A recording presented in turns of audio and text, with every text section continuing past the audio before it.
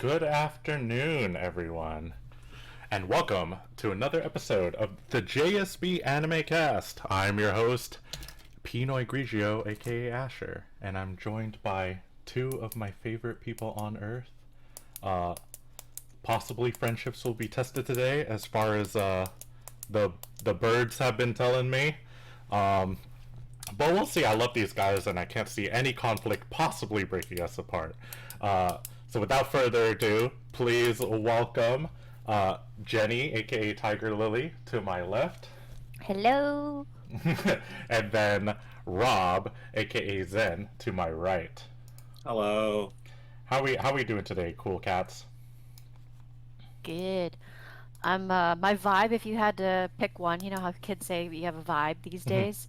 Mine is gonna be that white cat, like that's a GIF doing like that head bobbing thing. Ooh. Like that's just, and the eyes are like this, and it's just like that's how I feel. Like I have no music going. I feel a song inside.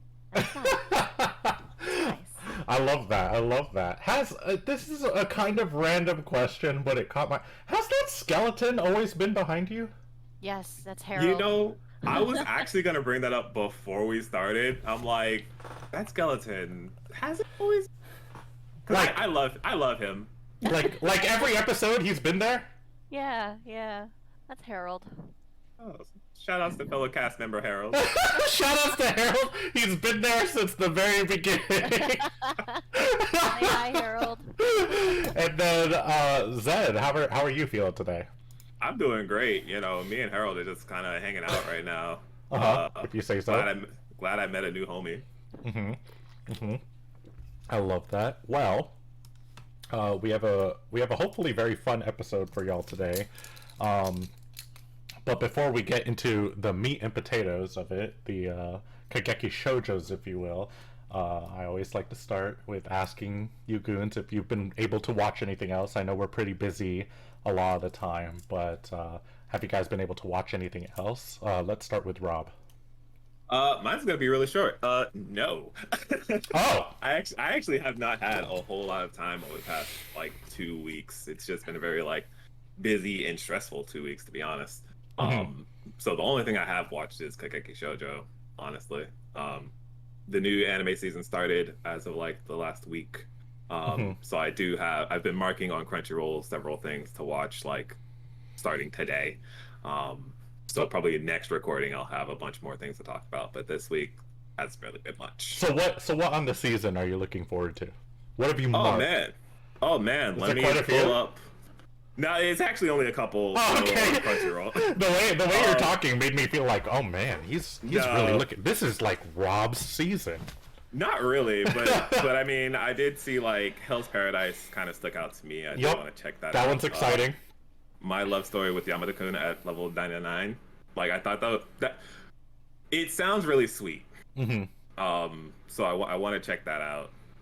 And then Dr. Stone season 3 was another one.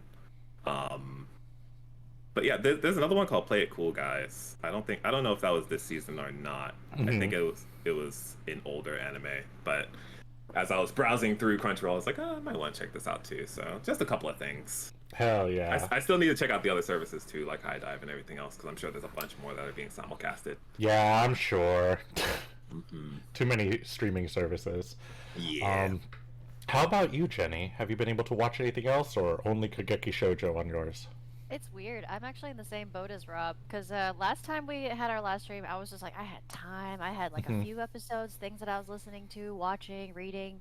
This one, I was like, shit, it's already been 2 weeks? Like, what the hell? It just like crept up on us. Yeah, I was like, I thought I did my homework, but no, I'm procrastinating. So, I mean, I'm in the same boat, but it's been kind of the same stuff. So I've been actually reading a kind of Lord of the Rings itch-scratching, long-standing series called Wheel of Time. Okay. It's like 12. Yeah. It's 12 books. It started in 1985, 86, Oh, something wow. like that. Yeah, and it's done. But they just came out with a TV show for it. A coworker mentioned that he was a big fan of it. Someone that I wouldn't expect. Like, I didn't know he was into fantasy. He doesn't look like a fantasy guy, but he was like super big into it. He said he started reading it after we started talking about it. But we've been doing that, And then it just kind of scratched that Lord of the Rings fix. You know, after you've gone through The Hobbit and Lord of the Rings like back to back over and over, you're kind of like, all right, now I need something a little different. Hmm. And you can only play so much D&D, so I did see that movie, so there's that. The D&D movie?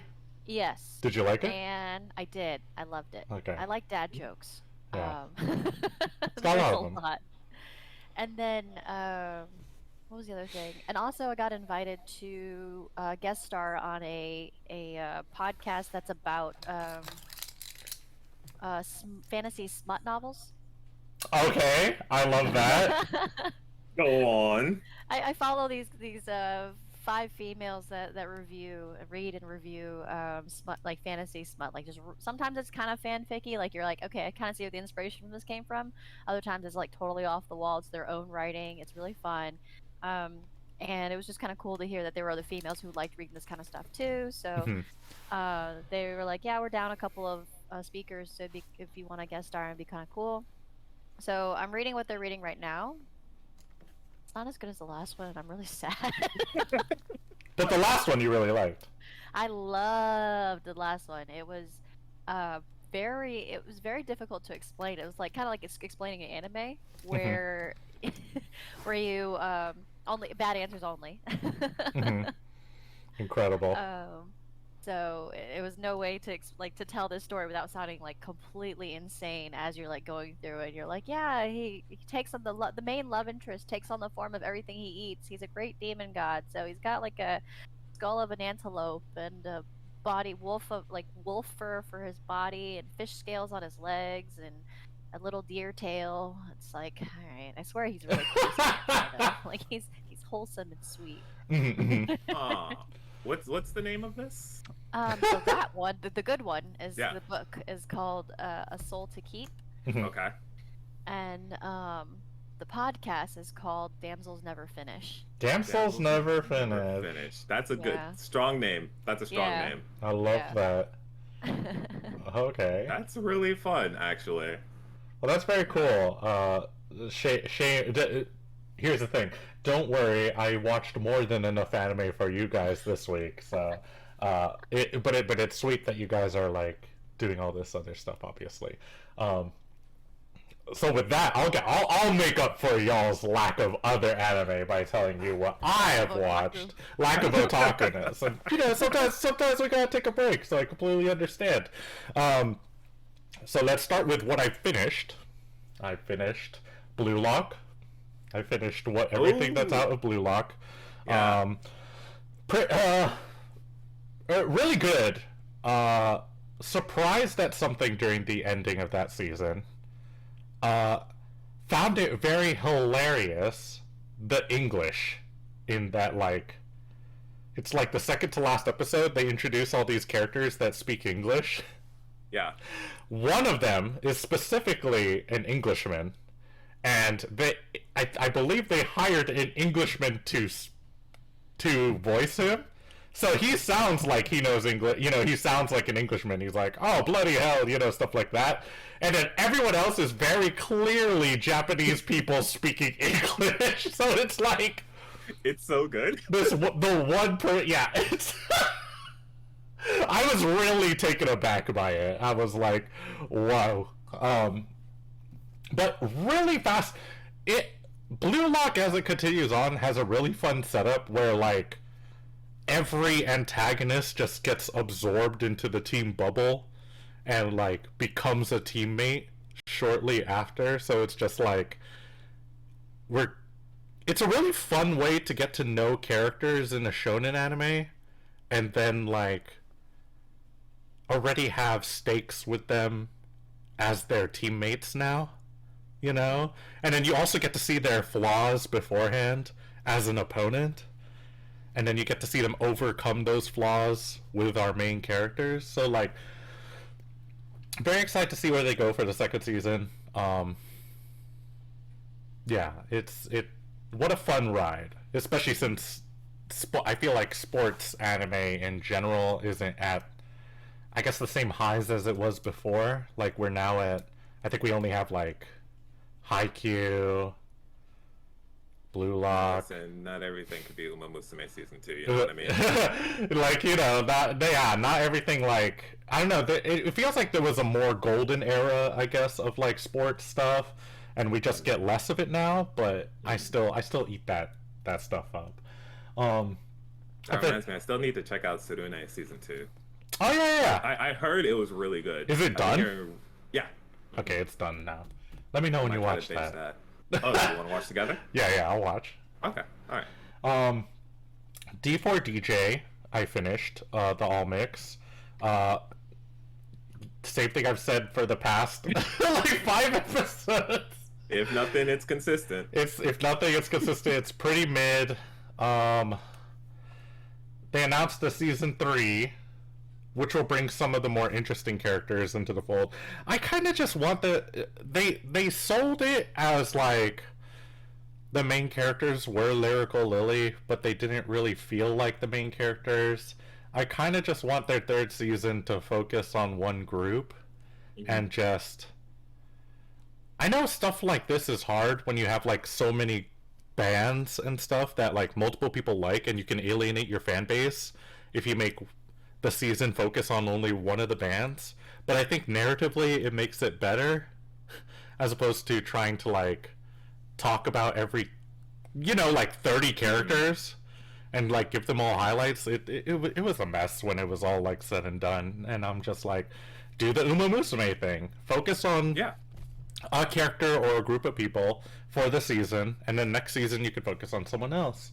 And then if you think about it, you're guaranteeing yourself like 5 seasons because there's 5 different bands or whatever. So exactly. Yeah. And then people end up liking these bands if your narrative is strong. Like, even if they weren't fans before, you know? I was hoping to become like more of a fan of Lyrical Lily after this season, but despite them being pitched as like the main group, I didn't really get anything like new from them. So D4DJ, okay. Finished Tomo-chan as a girl. Great. We don't get a lot of those anymore. Like one season rom-com animes that just, it's done. You know, like after that 12th or 13th episode goes through, we've told this entire romantic comedy story and it's finished. And like, yeah, being a person who has read the manga, it was what I wanted. It was Tomo-chan as a girl animated. So, really enjoyable watch. Fantastic voice work from Sally Amaki as Carol. In both dub and in both the dub and sub. She is both the voice in Japanese and in English. So incredible work. That's pretty rare. It's very rare. It's very rare, and she's very good at it. I think you have to be, because it can come off as very uncomfortable. Oh yeah, absolutely. It's fantastic how she nails the like. I speak English fluently. You know, like it doesn't sound like. It sounds like she grew up in America. You know, and then I think she did for some time. Did she? I want to say she did. I feel like she moved to Japan like later in life. Really? Well, I think. Yeah. Told me that. It shows. If that's the case, it really shows. On the record, Rob. Oh, it's been recorded. Well, it's come gonna be at on the me. internet, so you know it's gonna be fact after that. Sally fans, come at me. You know, my Twitter is @Zenosuke. Come at me with your hardest. Your hardest Sally takes. Hardest Sally takes. And then I watched an entire season also of a show from, I want to say like 2 seasons ago, called Heroines Run the Show. Heroines Run the Show is about this girl. She's like a plain Jane type of girl, from the Hicks, from the mountainside, who moves to Tokyo to pursue her dream of track and field. Oh, okay. And but when she goes to Tokyo to go to this high school for track and field, in her classroom are these 2 boys and they're idols. They're part of this idol group called Lip Lip. I knew And this was gonna be an idol show. yeah. And then she has no idea who they are. She's oblivious to it. So everyone's like, "What the hell is her problem?" Because she's just like, "I don't know what idols are." And she needs a job, because like her parents take care of a lot of her brothers and sisters, and they also like are trying to provide for her while she's like out in Tokyo. And she's like, oh, I want to help my family, so I'm gonna get a job. And when she gets a job, she finds a job that like pays really good, and she's like, I'm gonna do it. And she goes to the interview. It's in this like big Tokyo building, and she's like, they ask her like a couple of questions about like her work ethic and stuff. And then they ask her specifically, what class are you in? Because we're familiar with that high school. And then she's like, oh, I'm in this class. And then they're like, okay. And do you have any favorite idols? And then she thinks about them, the two boys, and her encounters with them have been bad up to this point. She does not like them. And understandably so. They're very rude. Except when they're putting on like a facade, right? And she's like, no.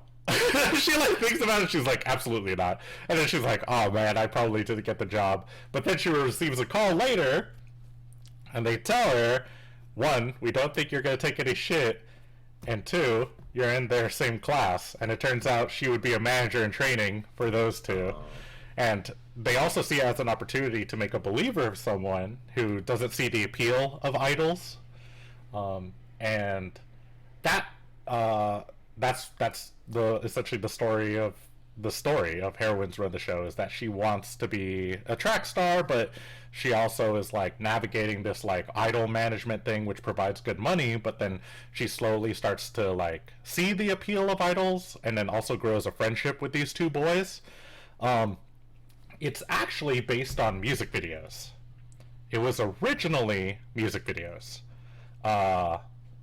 With these characters. Like, it uses the same voice actress for the lead, and she sings these songs, and they made music videos about her, and essentially the same story, but more fragmented because they're music videos. And the music videos, when I was done watching this, I still think the music videos are better. So if you ever get the opportunity to watch the, like, Honeyworks music videos, featuring, like, Lip and these characters, I think they're fantastic. And my favorite thing that the show did was actually, for the very last episode, the ending credits was actually sung by multiple characters of one of the music video songs.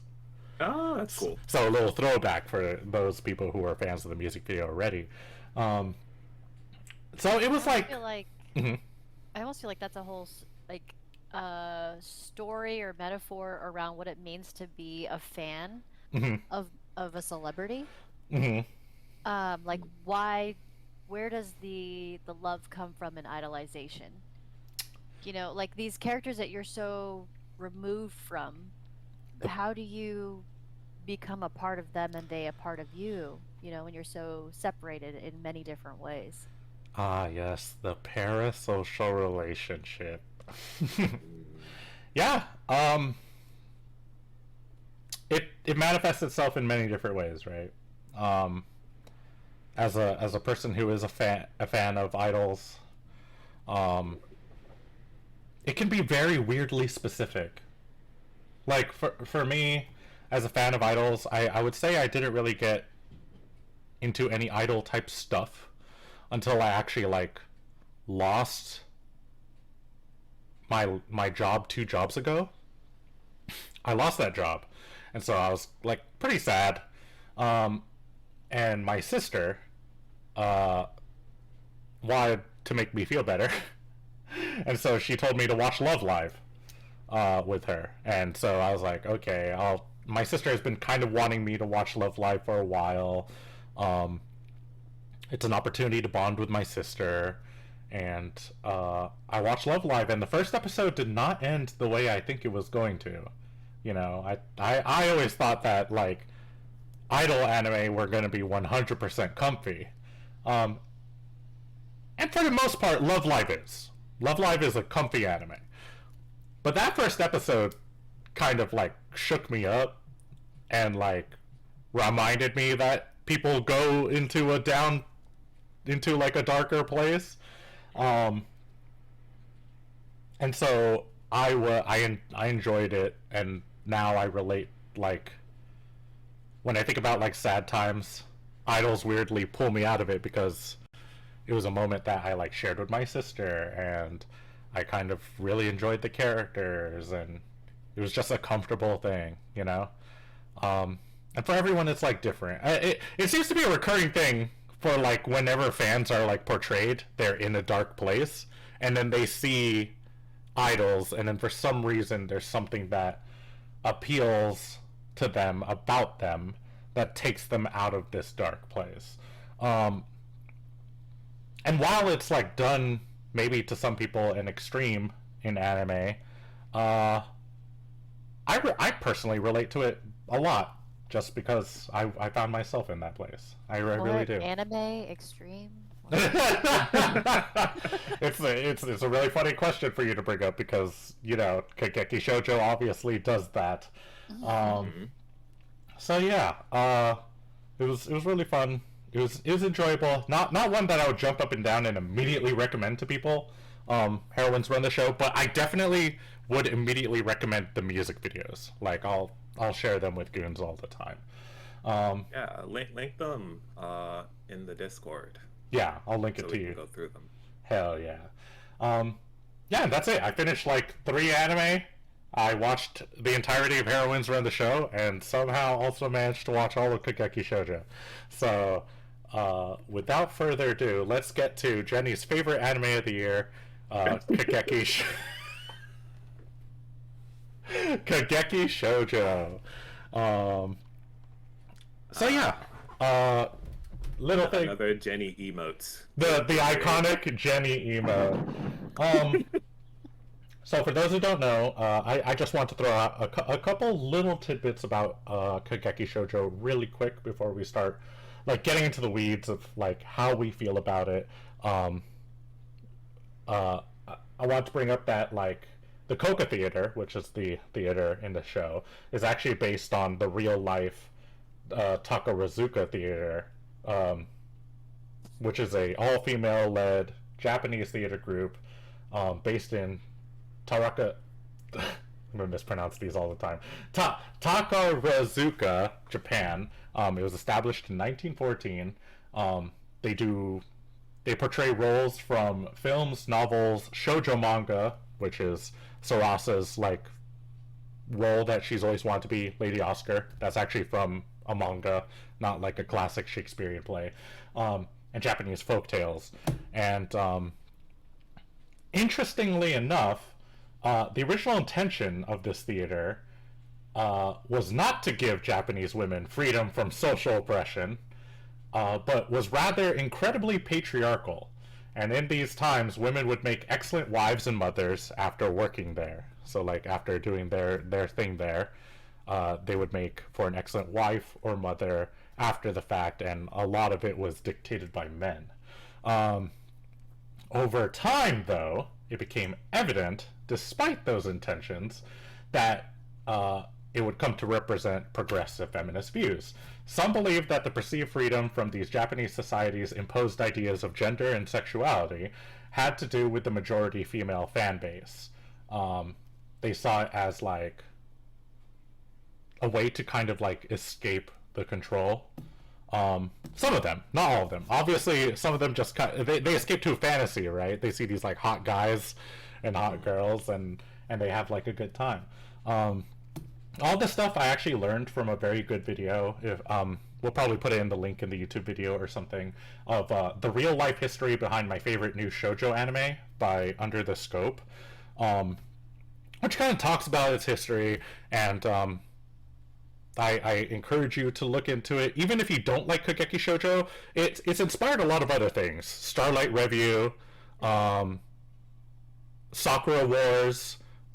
These are all things that like were Wars. yeah, they were inspired by that theater and inspired in different ways. If Kageki Shoujo wasn't your thing, Starlight Review might be your thing, or Sakura Wars might be your thing if you want a little bit more mech flair and like what's it called, dating sim, nonsense.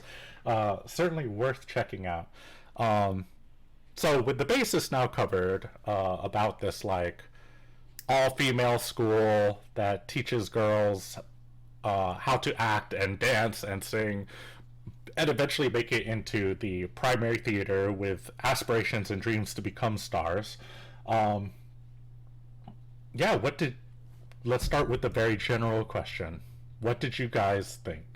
And we can go ahead and start with Jenny, because I know Jenny has. You don't want to start? Would you rather Rob go first? It doesn't really matter. Doesn't really matter.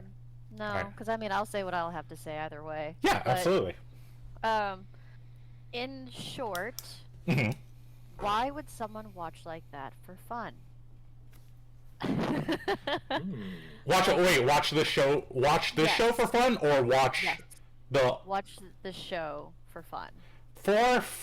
like the Like for entertainment, for as a pastime, as entertainment. Okay, Yeah. well, as someone who has watched it 3 times, or four times now, I guess for me to answer it is that I grew up a theater kid. I personally, there are certain stories in it that kind of remind me of short stories from when I went to college, in a weird way. My personal favorite episode is episode 8. What's her name? Kaoru's story. The one where it's the girl who lives on the ocean side, and she always wears stuff to cover herself up because she doesn't want to get dark skinned. Because in a weird way, it kind of reminds me of like a college short story. This kind of like, we have these aspirations, we have a shared like problem, and ideally, in a certain world, they continue that like romance, right? It was that feeling like that they related in this thing and they bonded over this thing, but like Kaoru and what was his name? Suji's situation, there were assumptions made by Suji about Kaoru's situation. And the story is fascinating because this is kind of like her last opportunity, right? Because if she doesn't get in, she's never going to get in at that point. And it was almost like a last opportunity for her to have something other than the Coca troupe. But that's not what happens, right? She goes on to the Coca troupe because that's very important to her, and then he ends up continuing to do baseball, despite these like kind of shared grievances that they have with both. And there's a really cool like even thing. They don't expose it. They don't have expository dialogue about it. But like her hair getting shorter and then his hair getting longer by the end of it. The like reverse situation of like what's going on. But then like him putting the paper up there and being like, I'm still playing baseball, you know, like, and letting her know, and just her kind of like smiling about it. There's something, and then the last lines of like, she did like love him. It was that sweet like romance, but it just didn't work out. If it gave me a very bittersweet taste, and I love that stuff. I eat that stuff up so bad. And I know that's only like one episode of the whole thing. But I do actually like the other stuff. I liked the final conflict of like auditioning for these 4 different roles that are like vastly different, and like trying to understand like maybe where you fit in with that creative thing, because anyone could do an anime podcast, but what is like this person's anime podcast? How does theirs operate? How does ours operate? Do we still fully understand our anime podcast? You know, and what it is to be our version of the anime podcast. I think it is a never-ending like conversation of the artist, and I see that a lot in the show. Granted, I'm sure a a lot of people find the subject matter and stuff that happens in it not very fun, which is fair. But I also believe I guess this one's a little bit more difficult for me, right? Because I've never had to deal with these issues. I didn't grow up a woman, and I cannot say that I've related with some of the stuff, but I think, and so I cannot say if it's a real accurate portrayal either. But I feel like having that out there is, it's one of those things where, like, the bare minimum I can do is be like, what measurements do I have of these kinds of things? There's the Bechdel test, right? To as long as a piece of media has like two women talking to each other for longer than a minute about something other than a man, then it passes like the Bechdel test. And I think the show passes it with flying colors. I think these are like real issues that could happen, I feel like, in this world. At least I've seen it happen among my acting peers. And while I don't actively enjoy the act of seeing this stuff happen, it lends itself to the believable, and I think I get on board with that. So yeah, long-winded answer from the person who picked the anime about why he likes it. That's like some of it. I mean, like, what? I guess, like, what's the primary thing that you would say, Jenny? Like, I want to hear Rob's part, because I Okay. gave my high level. If I had to summarize how I felt about it in one sentence, it's that. Yeah. And then we can go into like to picking the details. I want to know. Yeah, what for sure. Rob thought. Let's get to Rob. Yeah. So I would say overall, I did enjoy Kageki Shoujo. Mm-hmm. I was very confused. I think I wasn't sure like what headspace to be in when I was watching it. So like when I started watching it, it is very much focused on right? Yes. And I wasn't prepared for this being a show about an entire troupe. I thought I was only in this for like focusing on a single character, right? And then there's like a character switch that sort of happens a couple episodes in. Now we're focusing on Sarasa. Yeah. Right? And then it's like, okay, we're going on a couple of other episodes as we're focusing on other troupe members. And I'm like, I wasn't sure like how I'm supposed to be watching this, right? I felt like I was kind of thrown for a loop for what this show was. Ultimately, in the end, like I did enjoy what I watched, and it was cool. But yeah, there are episodes that stuck out to me more than others. So like the one with Hoshino, the one you were talking about, right?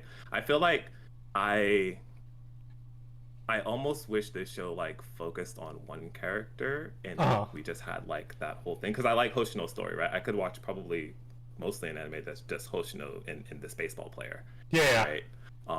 Or that could be its own anime. it could be its own anime, and I would be okay with that. Or you get into like the twins, right? And this sort of sibling dynamic of like we have to go our different ways, but like we've grown up being the same, but obviously we have to be different, and like how one teacher confused one for the other and how that made that person feel. You know what I mean? Like there's something there that we could focus on too as its own other show that I think would be pretty interesting as well. So I feel like I wanted more of that stuff. So yeah, it was just very confusing when I was watching it. I was like, I don't know what I'm supposed to be focusing on. But when you get to the parts of like the final episode with like the audition, as you were mentioning, right? I did find that fascinating after we went through all of the characters, and it's just like now is this moment of like everyone's trying to figure out their place in this troupe, right? And if they can be what they want to be, or even like if they want to be this character or this role, but they're more suited for this role here, and then like them finding their way to that role, right? Yeah. I think there's interesting stuff there. So like I think where I ultimately land is like from the ending on, I'm curious to see where this goes. So I might like read the manga or something. Yeah. Right? Because I like the characters at the end of the show. Right? And I like where we are at the end of the show. But I think getting to that point was just a very weird like thing for me. or even Yamada, that character as well. Where Yamada they is told the singer? Yeah, the singer, when they told her Okay. she was fat, Yeah. and she went through the whole gambit, and Yeah. I'm like, "Phew, this is a lot. Like this is a lot. But Really also cool spot to end for her. Like, I'm glad where she ended up. yeah. Right? And I'm glad that like the teacher like talked to her through the door, obviously. But Yeah. like I'm glad she was able to like help. Or when she was texting her sister, right? That Yeah. was like a really good moment, and I was like, I could probably have a whole show on Yamada, right? That would be okay. Well, even her getting cast as Juliet Juliet, yeah, at the very end, really, Yeah. really cool, really cool moment. And moment. like, you think about like her innocence, because I think her performance was really cool at the end because she was talking about like, I've never had anybody be in love with me. yeah, And then to flash back to a girl, you know, who was like seen as the like school slut, you know, and was telling her, was like jokingly like, oh, you know, if you wanted to, I'd go out with you. And she's so not. She's Juliet naive, you know, of like, oh, haha. yeah, And then like her crying and then just being like, wait. The like realization, it's really I don't know, it's a fascinating moment to me. It's definitely very anime, but it's also just like, huh, that's Yeah. really cool way to do like a person exploring the character Juliet as someone Yeah. who has like, of course, heard so much of Romeo and Juliet and, you know, done theater in high school and stuff like that. So Well, I think I like a lot of the side characters more than the main characters of the show. Ultimately, like I don't think I really care for Ai all that much as a character, right? And Sarasa is like, I like her hair. Her hair is poofy. It's very cute. But like, I'm not really a big fan of like her or Ai. I'm just kind of here Interesting. for everybody else. Interesting. I feel. So yeah, I ended on like I enjoyed the show. I think it's pretty cool. It's just it was a very confusing watch for me at times. Mm-hmm. All right, Jenny, how was that answer?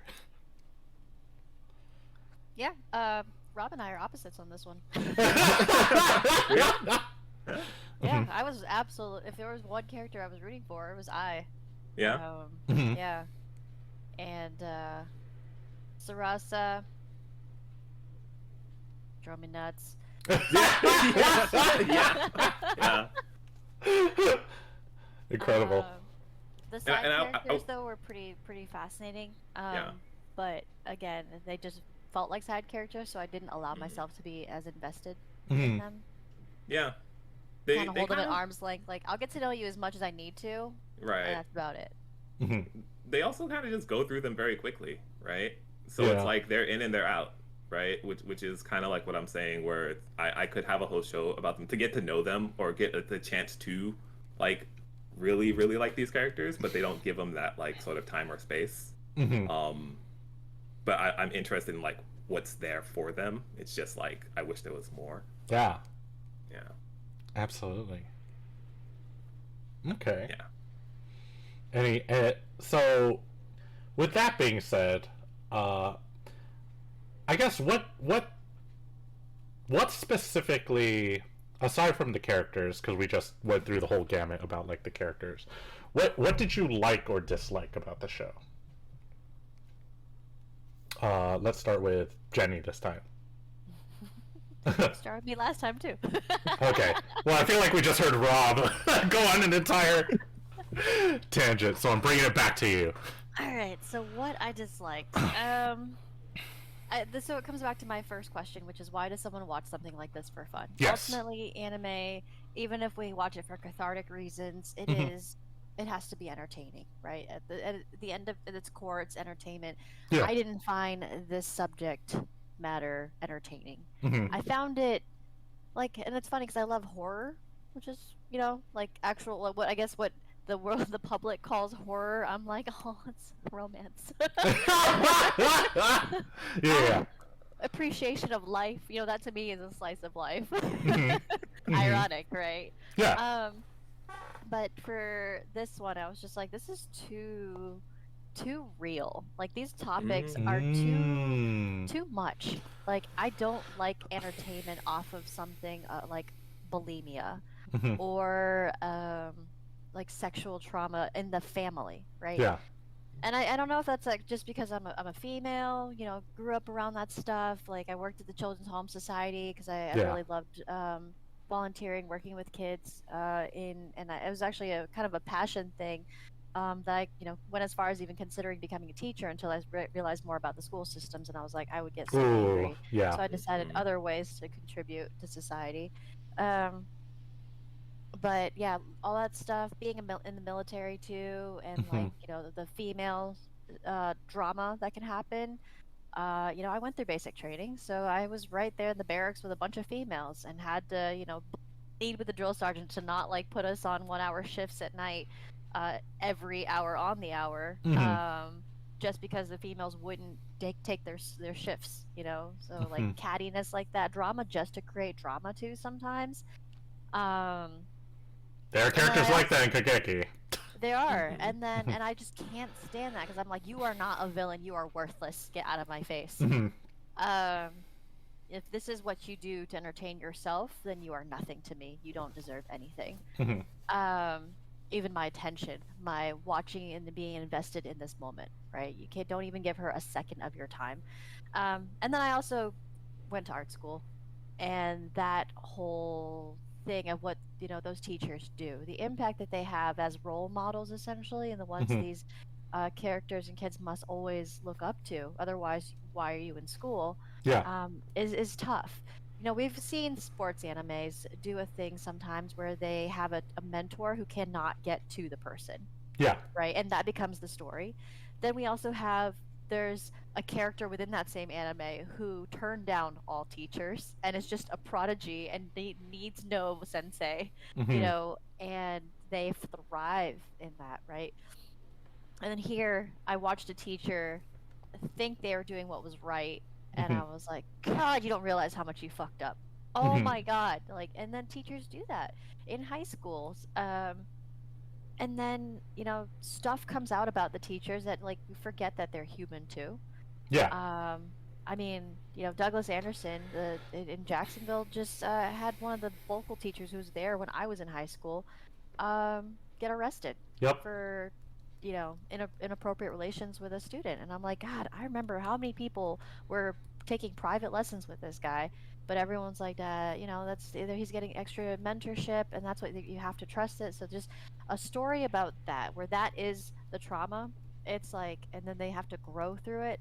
I'm like, "Ah, this is not to me entertaining. This is uncomfortable. This is painful, and Mhm. I guess the reward wasn't worth it to me. Mhm. And maybe for some reason I just couldn't relate to them in that way, and that's why I didn't enjoy this. Yeah. The only thing I think that's probably why I liked I so much because she Mhm. didn't want to be there. You know, everyone's Yeah. like, "Oh, the disgrace she must have suffered for this," and I was Mhm. like, actually, she's probably all right with it. Mhm. Um, and then it's also that big question of too is when something stops being a hobby and Mhm. becomes your livelihood. Um, now you have to find a whole new reason for passion that wasn't just I just like doing this. Yeah. Which Sarasa already has that question answered for her, right? Yeah. Um, but that's also hard to relate to. Mhm. And then just to be naturally talented at it too. Uh, you know, the odds were slightly against her in a lot of ways, but there's just like that unrealistic part that I'm just like, or just hard to relate to part. I can't say it's unrealistic because there are obviously people that are like There that are to this people. day. They are as rare as you know. You are saying it Hmm. is. That's Yeah, like a diamond in the rough, like a 1 in a million. yeah. So. So yeah, I think maybe there were just a lot of triggers in this that I was just like, this isn't fun. I don't want to So watch so hearing that, I apologize. I apologize for that. I think uh, I knew the show had very triggering situations, and while I did warn about them, I don't think I explicitly like said to you it is as bad as it. You know, the reason I was giving that warning. No, Um, it says it right before you even watch it. Like it tells you all the traumas that you're going to experience in the yeah. show.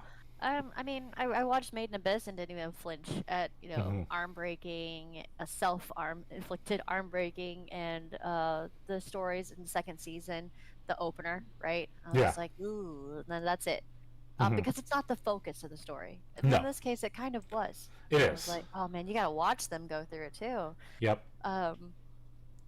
Yeah. So it was That's like, mhm. that. Yeah. It's correct that you brought that up because it is.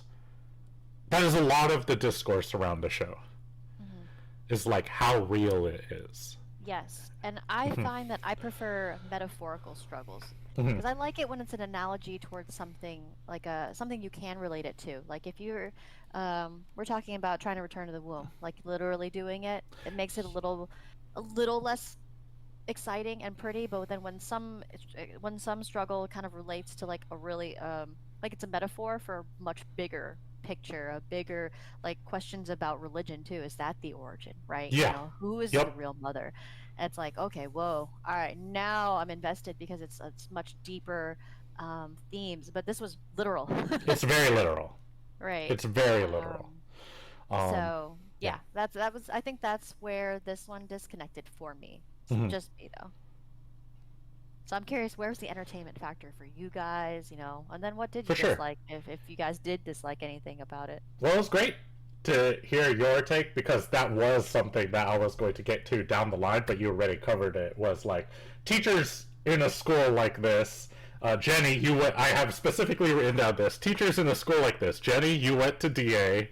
How do you feel about the teacher representation in this? It's obviously different in American culture, but still, you know, it was an art school that you went to, and they have that kind of focus. And people from DA have ended up on Broadway, you know, types of stuff. So it's like, you know, it's fascinating because even though I've been in theater and I've went through like some of that grind, and I even, you know, did some film stuff after college and in college, it's kind of different, especially like when you're starting at that young age, to be in a school that's focused on it. So you've already like given me that insight on that like take, and it was, I don't know, you answered it. It was good. Yeah, what about you, Rob?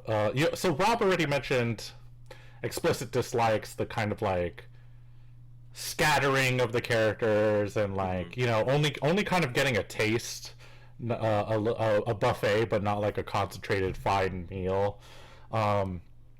Is there Not the buffet.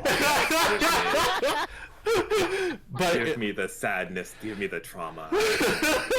is there anything else you disliked about it? No, that was basically it. And also hearing you break down your dislike and your reasoning, it makes a lot of sense, and definitely understand 100%. that, you know, that was something I didn't even think about. So it was fascinating to hear that. And what? Gosh, I hope I didn't make it uncomfortable. No, you didn't. No, you didn't make it uncomfortable. But it actually speaks volumes about the situation that is conveyed. It does, and I think that's important.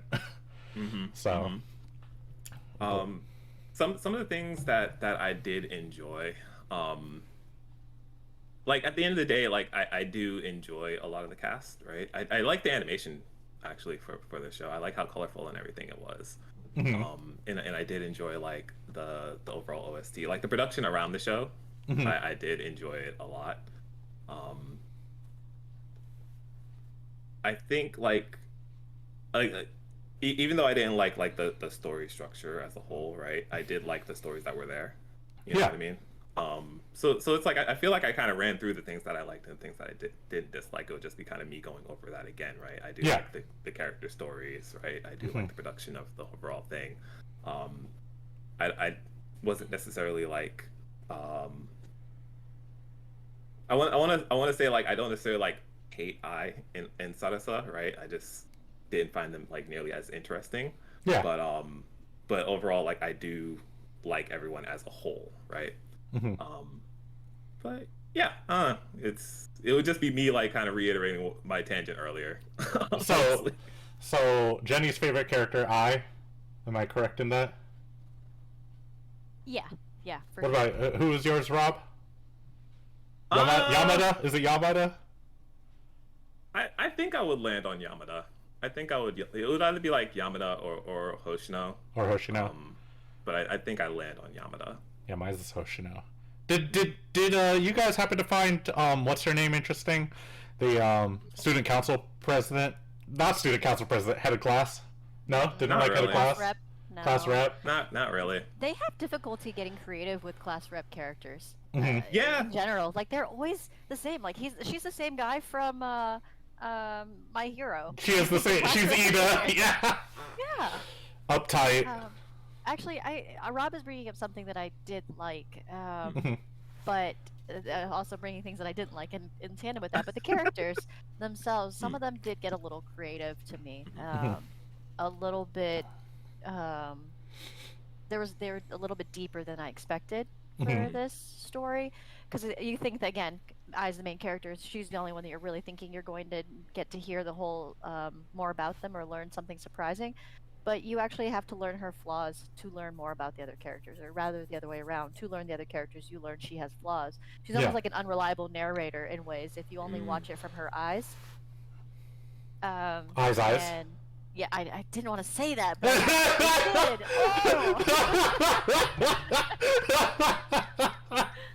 Oh! My bad. Continue.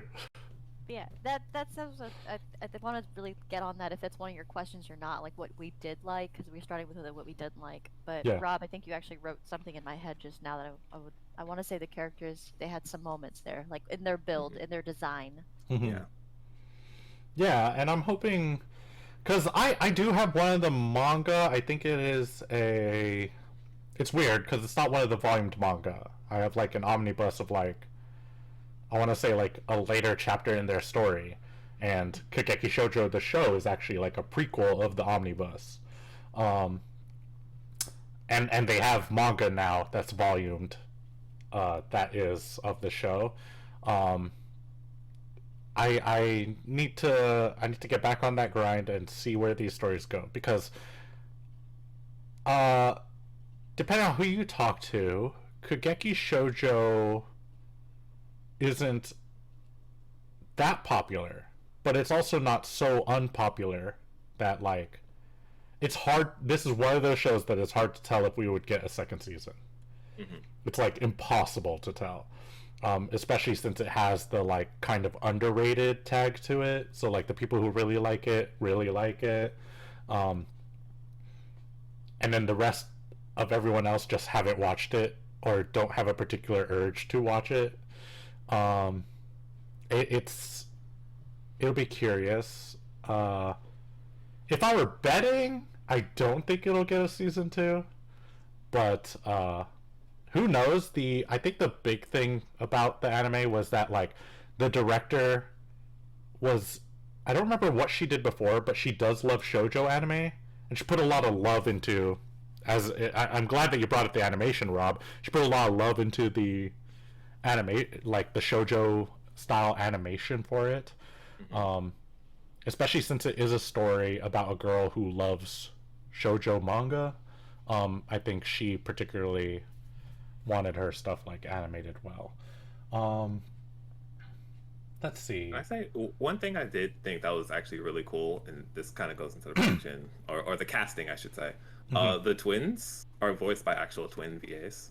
Oh! And I thought that was pretty cute. I did not know that. That is really cute. Yeah. Wow, they sound so different too. Yeah, I was going through the cast because I thought I recognized a voice, which I did. But when I saw them, I was like, "Is this one of those cases where it's like one person voicing like the same character and they're just talking to themselves?" But no, I was pleasantly surprised to know that there is a pair of twins out there VAing stuff, and they scored this role together. I thought that was pretty cool. Do identical twins have the same voice? Are they fraternal twins because they have different voices? See, I don't know. this is bad because I have twins in my family. And to me, it feels like they have the same voice. It's been a long time since I've seen them because they're in the Philippines. But last time I remember, but they were quiet, so I didn't talk to them that much. So like, but I remember them having very similar voices. You know. So I don't know. I guess that's something we'd have to research because these twins have different. So maybe they have the same voice, but they're voice actors. So like they sound Yeah, different. they're VAs, right? So Yeah. I wonder what their normal speaking voice would be, Yeah, right? But I'm yeah. so curious. They do have different voices. Okay, you're So you looking. can be identical, because I'm thinking like biologically you're built with the same everything, right? Yeah. So Right. vocal cords would be counted in that, but apparently the way you use your voice will change how your voice develops and grows. Okay. Which is kind of fun. Fun fact, but Gone with the Yeah. Wind actor Clark Gable, Yep. he altered his voice. So Hmm. he wanted to become a famous actor. He always wanted to play a masculine role, so he actually changed his voice and trained it to be deepened. Like Oh. it was not naturally deep. Oh shoot! I didn't Clark know that. Gable's a manly man, so I know, he was a man's man, right? He was like the Humphrey Bogart of like the man's man character back in the He was. was it 1950s? Yeah, it was like 1950s was that Yeah. movie, Gone with the Wind. Yeah. Yeah, And incredible, after that too. incredible. Well, I love that, and that kind of makes definitely this is like a very minor thing, not a very big thing, but I loved as we got further into the show. The ending is normally sung by the voice actors of Sarasa and I, but then like when we got to like Hoshino's episode, it's sung solo by her, the ending theme, and then like the twins episode, it's sung by the twins. I thought that was like a really cute touch. Mhm. I'm a big fan of that stuff. Me too. I like stuff like that. Yeah, it's cheesy, but it's like actually in this situation I don't think it's cheesy at all. It was just cool. Sometimes it can be cheesy. Let's talk. So now that we've covered like our basis of like how we feel about the show, let's cover some. I don't know. I'm curious to know some things that are themes in the show that I think you guys might be able to relate to, or maybe have a story to tell, and that's what does it mean to have stage presence? Like, do either of you have maybe a theater show or some sort of stage show that you remember a strong stage presence? Or do you have any friends that you hang around with that, like, even in like normal everyday conversation, like, do you ever think about their stage presence even in just like a normal conversation or like a party that you go to, and what does it mean to have stage presence? So let's start with Rob. Anybody that like comes to mind? So, this is kind of a tough one. So let me tackle like the first part of that question, and then we might get into like a different idea of like stage presence, Yeah. right? So a character or a story that like I felt some sort of tie to or like a relation to or something that I was like, there's tangentially related to it, gets into like Hoshino's story, right? Of like the expectations of like a family member, right? Yeah. So when I was growing up, right, my sister was a national track star in high school and college, set records, like she was scouted for the Olympics, like Really? Did not know yes. that. Uh-huh. Nationally famous, right? Uh-huh. When she did that stuff, and that turned a lot of eyes towards me in terms of like, now what are you doing? Yeah. Right, and living in like the shadow of someone who is so accomplished, right? And then also stumbling to accomplish things yourself, right? Or myself, I should say, and then having people look at you like, maybe you should just quit doing the thing that you're doing, and just like, there's a lot there, right? I could go on an entire rant about that, but we're not here for my therapy. Listen after the podcast.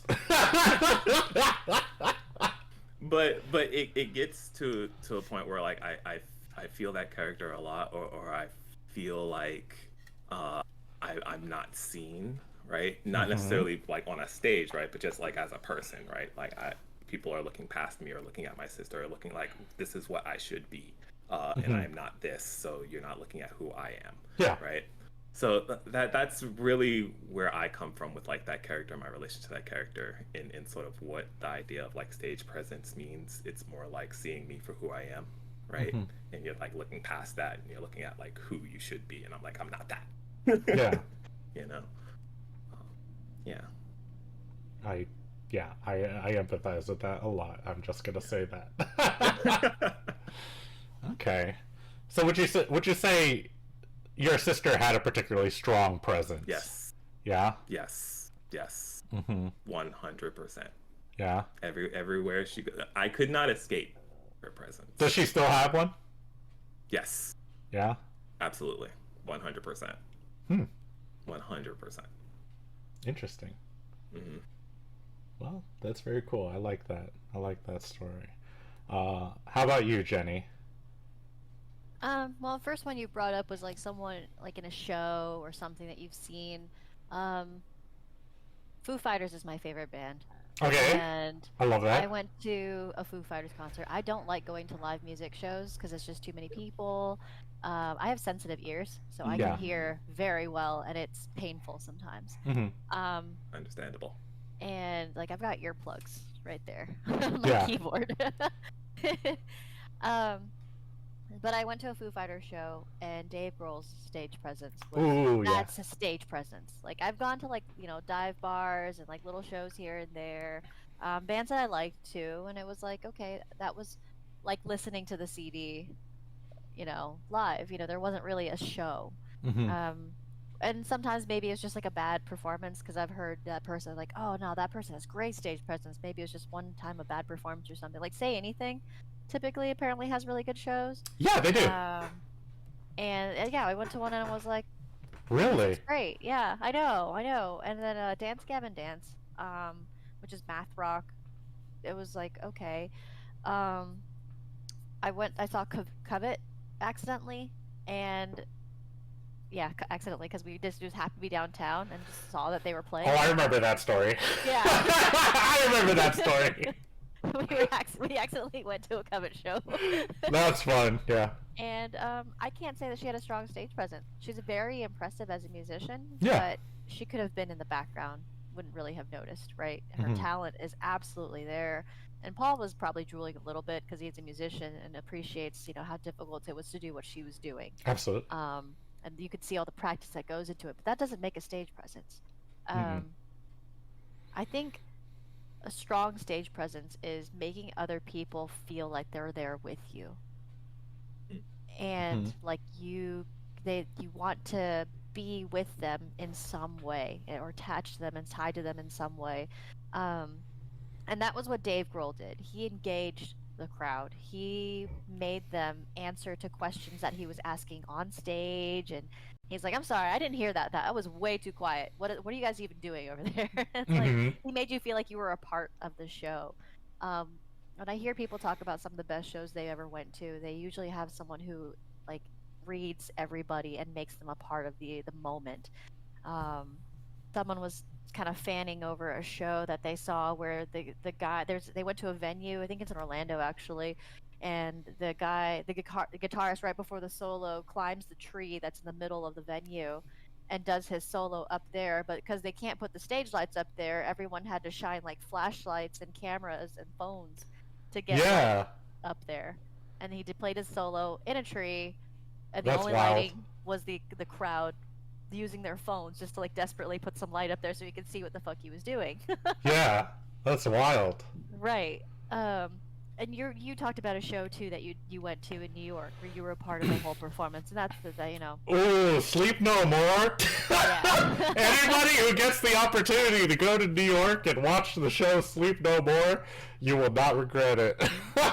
Transformative experience. So I think that's really what makes a stage presence. And in terms of knowing people that do that, honestly, I think this is why I like parties. Like I don't try to be the center of attention. That's not what a stage presence is either. But it makes everyone remember that they were there in a weird way. Yeah. And that's what I do as a host. I'm like going to everyone, even that guy in the corner. Now he's a main character. I'm pulling him, going like, "Hey, couldn't help but notice you were standing over there by yourself. Tell me more about you." Hmm. That's really Um, nice. and then I think the biggest indicator of realizing that I have a big stage presence is when people tell me they think I'm 5'5". You do have a very good stage presence. I am of the opinion that you have a very powerful stage presence. When I stand next to you guys, you can't tell. So good. I love that. That's such good, very specific instances, and I think that's awesome. For me, I know like I have similar things. Like I think about like certain bands that have like captivated me. Right, everyone knows the what's his name? Oh my God, why am I blanking on his name now? On Queen's frontman, Freddie Mercury. Freddie Mercury. The Freddie Mercury performance in Wembley Stadium, right?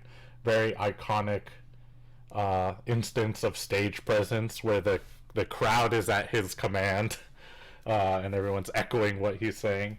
But I know for me, growing up as a theater kid, and this one's a pretty funny one because Jenny will actually see him tonight for karaoke, is my friend Mitch. Mitch is a very good singer. Mitch has always been a fantastic singer, a best in show type of singer, and I've always known how good of a singer he is, despite us not like being in like an art school like TA, because I went to Paxson, and that was always like the big thing with any of these other schools is like, of course they're not going to perform as well, you know, like that's not like our focus. But Mitch is very good. Mitch is incredibly talented, and I remember in this year he was always talking to me about like what he wanted to perform, and we always talked about like the different things he could perform because we like all kinds of shows. And I remember he was debating, do I want to do Sweeney Todd? Sweeney Todd has like very strong vocals, or you know, eventually he settled on one of his favorite shows, which is Les Miserables, and the song Empty Chairs and Empty Tables, which is a great song. And I remember he was in the solo musical acts room, and I was like I want to say I was the only one in our school out there to support him. I think everyone else was like doing all their other stuff and like seeing some of the other things, because it's not a very flashy one. You usually want to see like the group musicals or like, you know, those types of performances and stuff like Cabaret. that. Yeah, stuff like that. So the solo musical acts, like you're like probably most of them suck, and then I'll see the good ones at Best in Show, right? And I remember it was just me, Mitch. There were a bunch of like high school girls there. I don't know what reason they were there for, but they just happened to be there. And I know they didn't know who Mitch was before this performance. But let me tell you, they knew who Mitch was after that. And the very specific instance I remember is Mitch starts singing Empty Chairs and Empty Tables. And you have your three school judges, right? They're sitting there. One of them has a pen on her mouth like this, right? They're getting ready to take notes. Mitch starts singing. Mitch gets about 10 seconds in, and this lady puts her pen down and just does that. Just puts the pen down. Like, is no longer writing. Like, nobody's gonna be writing. And she sits back in her chair and just watches. Like, I was like, oh, thinking about this question, that was a moment of stage presence. You know, like, you don't want to be a person who's, like, objectifying the moment and like putting pen to paper thinking about this thing. You want to be in it, and that's what those people wanted. And when it was over, these girls who knew nothing to do with Mitch like walked up to him and was like, oh my God, that was crazy. And I'm just sitting in the back waiting for him, just being like smiling and nodding my head because I knew what they were in for. You know, I've been watching him practice this thing the entire year, and Ash was standing back like a proud parent, like, that's my son. Mitch, there are instances where Mitch makes me feel, I guess, really good about myself. Is he always talks about the story of how we met, And I do not remember this story at all. And apparently it was like, because I auditioned for a play in high school. I originally was not going to audition my senior year because I moved here my senior year. And so I was doing that emo kid thing where I'm like, well, I'm only going to know people for 1 year, so I'm not going to make any friends because they're all going to go to college and there's no point in making friends because I'm just going to lose them in a year, which you can't do. We're social creatures. So, like, unless I want to be in the, like, absolute depths of depression for the rest of my life, I couldn't do that. And let's face it, I'm an extrovert. And so, like, I eventually was convinced by my friend to audition because I had done theater when I was living overseas, and ended up landing the lead role. And when I was in this thing, I apparently walked up to Mitch, sat next to him, and just started talking to him like I knew him already. I didn't even say hi, I guess, or introduce myself. I was just like, yeah, what do you think of this thing? And then, like, a couple years later, he was like, do you remember how we met? And I was like, no. and he's just like, dude, you just, like, started talking to me. As far as Ash is concerned, you two were friends when you were born. Knew him your entire life. Exactly. And so, I don't know, that's a little fun thing with Mitch, and I'm glad to still be friends with him and talk about stage presence. We've since then, like, seen some amazing shows together. We've traveled to, like, we saw the original cast of Hamilton. So that's a collective group of people who have stage presence. Max, you mentioned Say Anything. I've been to 3 Say Anything shows. Max Bemis, I think, has fantastic stage presence. I'm trying to think of anyone else that I know. I feel like Rob, our friend Max. Oh, yeah, yes. Max has stage presence. Yeah, 100%. He commands the room, and then he puts on a YouTube. He commands the room, and it gets everyone to watch a YouTube video because he's got you riled up about it. Don't even know how it happens. He just slips in there, and then it's just like, whoa, what? And then we're in Max world as we're going down this YouTube rabbit hole. Exactly. Some of us use our powers for good. I think Phil has stage presence. I was gonna say Phil too, actually. He does the same thing though, where he gets everyone involved. Like he's the guy who will like talk to everyone and draw them in, and if he notices someone's quiet, he tries to find out why and address it in the way that makes them feel like he's speaking their language. Yeah, exactly. It's cool. It's a really magical talent for people to have. As the podcast introvert, I appreciate it. Because that also can be very awkward for the introverted one. You have a different kind of stage presence. I mean, you host the GameCast, right? No, I'm not even joking. I know it's a funny haha, and you're introverted, but there is a cadence. Yes, my introversion is very haha. But there is a crippling social anxiety brings me joy and amusement. Yes. There is a cadence and understanding of how you go about your show that you are the primary host with, that is like, you understand, right? Like stage presence isn't always command of the room, it's knowing when to seize command, you know?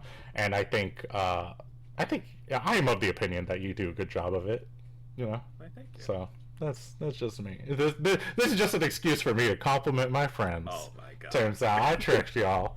All right, well that's a very cool those are very cool answers. Let's see, what else have I written down here? Because we've covered art school, we've covered stage presence. The show has a lot of like superstitious stuff. That's common in the acting world, right? I'm weirdly not a superstitious person.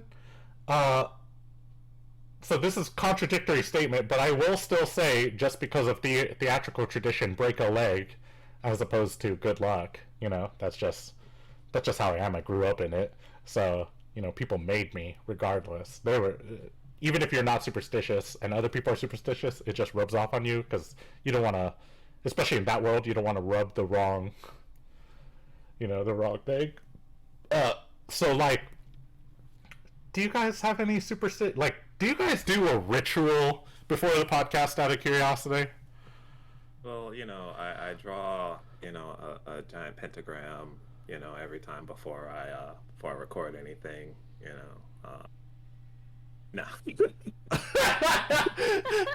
No, I'm not a superstitious person. Okay. I think superstitions are fun, right? But I don't believe in them, right? Yeah. So like with Kageki Shoujo and like the cherry blossom, and the cherry blossom to it, they're not destined to become the top star. I think it's funny, and I would play into that being the one to go up to it. Yep. Or people think about like the number 13 and stepping on the ladders and stuff like that. It's like, Which is really funny because both me and you talked the other day about like being fellow 13 enjoyers.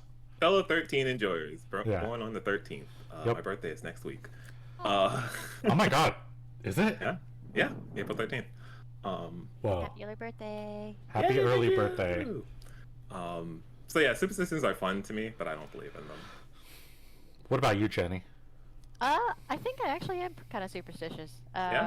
Yeah, I think it might have been a cultural thing. My mom was always feeding me superstitions / old wives' tales / I couldn't tell the difference. Like, I grew up. She told me that if I left sewing needles laying around, someone was gonna sit on it and it was gonna get into their bloodstream and go to their heart and kill them. Oh She my would just say god. like that. So Okay. I thought it was real. But I definitely do a couple of like superstitious things. One is you can't gift anybody a knife. So yeah. Why? I don't. It's bad luck, like really bad luck. So I cook, so people are tempted to often gift me knives, and I always have to give them like a penny in exchange or something. Like, oh, I purchased this from you for a penny. Oh, okay. The Interesting. workaround. I see. I like that. I'll be honest with you. I wasn't expecting you to be superstitious, but I love hearing these. Kind of same.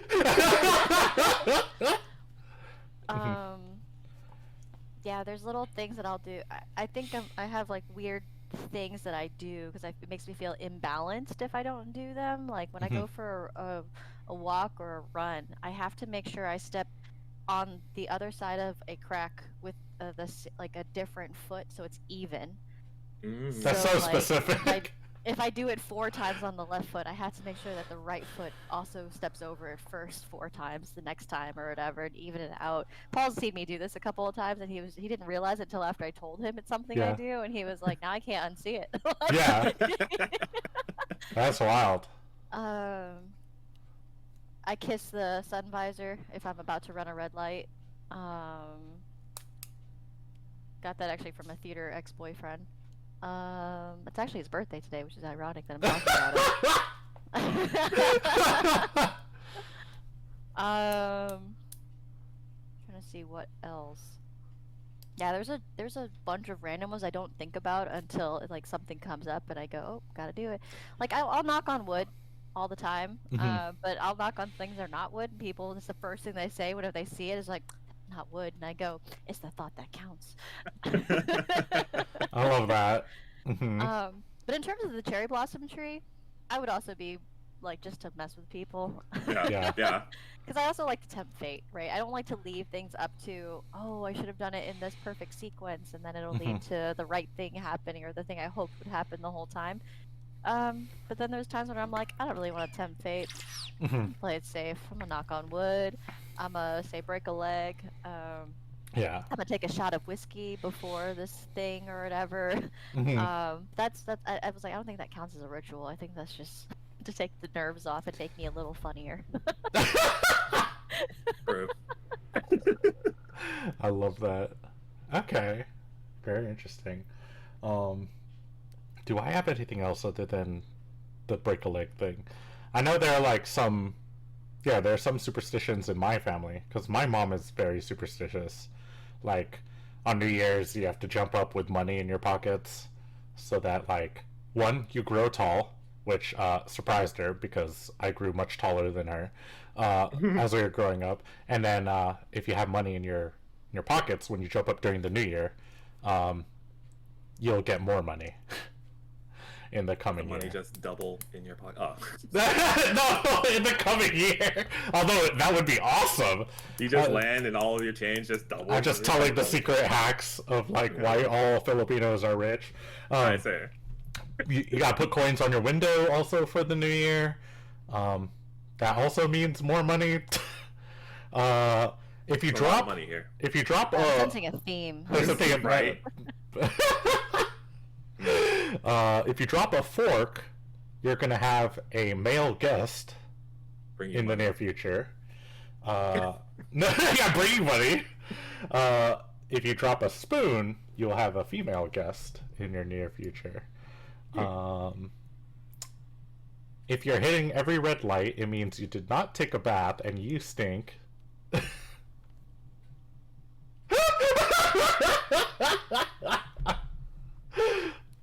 don't know what to tell you. My sister still jokes about it when I hit every red light. She's like, "You didn't take a shower, did you?"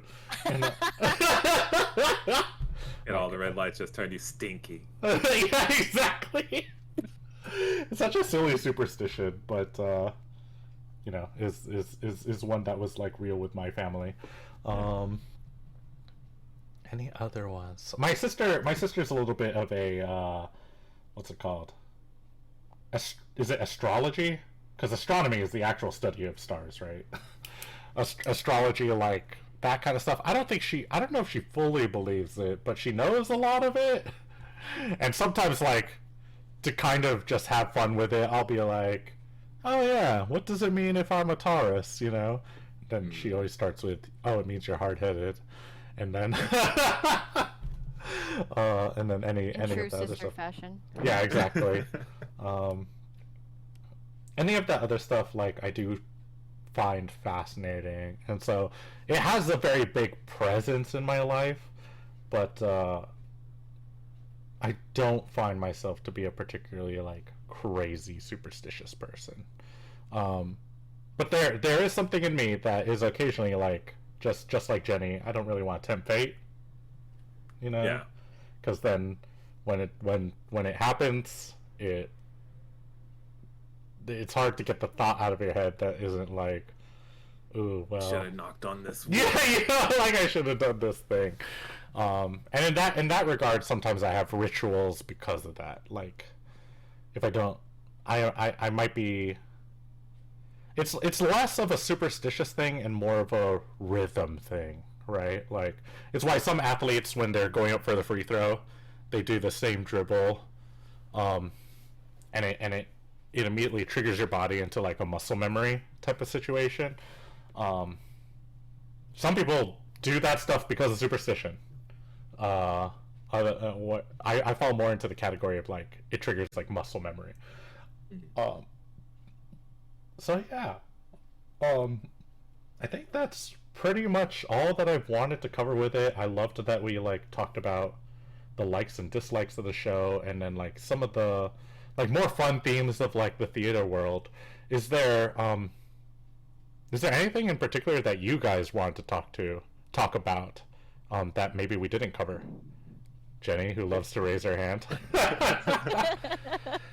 I want to talk about the characters. I want to circle back to that. Okay, let's circle back to the characters. So we talked about what was that character that Rob liked a lot? Hoshido or Yamato? Yamato. Uh-huh. The reasons why that's kind of what triggered this this thought. So I do like that there's a main character who kind of lives under a rock, but is in a pop culture world. Because that's not that common. Usually, like everybody knows or whatever, or at least if there's one thing they don't know, they know everything else, kind of a thing. Where she literally says, "I only know this one show. Yeah. I didn't know there were other ones." And that was kind of nice. Kind of triggered like a little middle school memory. Beverly Hills. That song came out by Weezer when I was in 7th grade, and it was like my first time, or I like maybe my second year in a public school, and that song was in the radio, and like this girl was like playing it in class, and I was just like, wow, that's good. Who is this? And she's like, it's Weezer. And I was like, oh, are they new? And she's like, where have you like she's like, have you always been living under a rock or something? And I was like, oh Damn. no, I've been found. Yeah. Paul calls it jokingly like one of my most traumatic memories because I still remember it. And then, but it was kind of cool to have a character who is like that. Like I've embraced that side of me because now it's just an opportunity for someone to talk about something that they love. Absolutely. I've never heard of it before. So that was cool. I liked the stalker character because he turns out to be unexpected. It's very easy. Yeah. We see so many times that character, and let's be honest, understandably so, portrayed in the other way, the like creepy way and the bad way, because there is that unhealthy parasocial relationship, right? The perfect blue type of situation.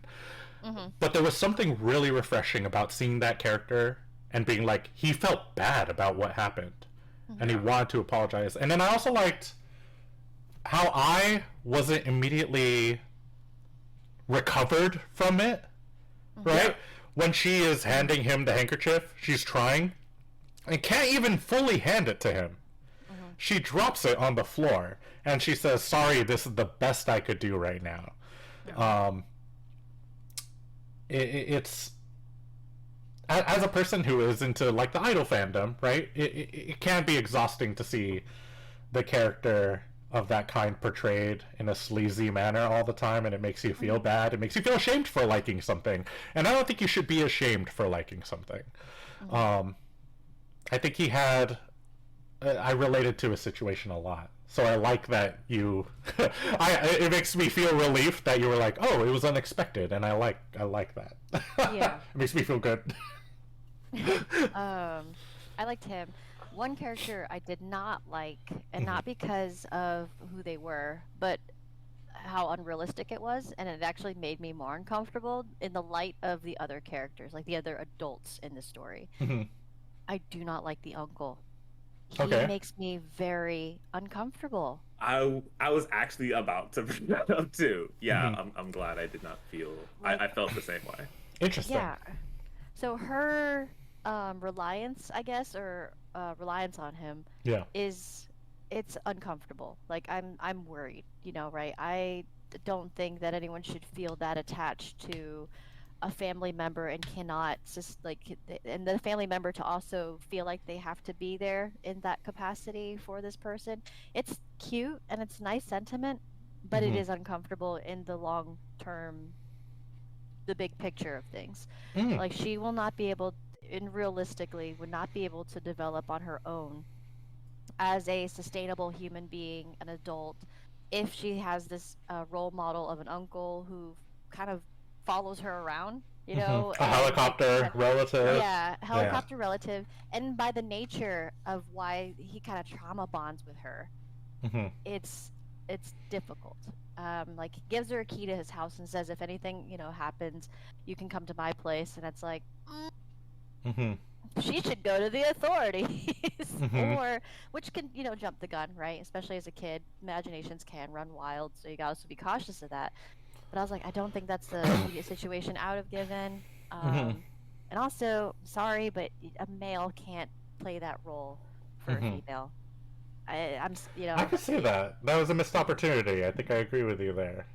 Yeah. Why did they make a character, a good-looking uncle character who happens to be a teacher at this prestigious school and is able to follow her around to that capacity where he's the first one who notices, not even her roommate, notices that she is missing. Yeah. It was uncomfortable. Yeah. Unrealistic. Yeah. And I don't think it made me think that maybe something like that could go wrong and later on. I don't think that's the intent though of the show. And I think he's supposed to be like a genuinely good character, and then but then the teachers, also I don't trust them. Not a single one? Help. No, not even the vocal teacher.